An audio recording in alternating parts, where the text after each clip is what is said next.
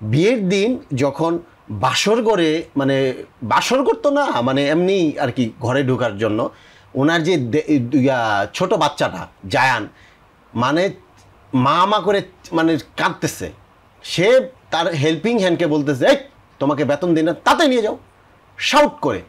সেই দিন আমার মানে এত পরিমাণে আমি তো সেদিনই আমি আমার মানে মানে খুব অস্থির হয়ে গেছি। আমি এটা কী করলাম? সে নিজের সন্তানের সাথে এরূপ আচরণ করে, সে আমার সাথে কি করবে? সেদিনই তো আমি সবচেয়ে বড় ধাক্কাটা খাই যে এইটা কেমন একটা মায়ের আচরণ হইতে পারে।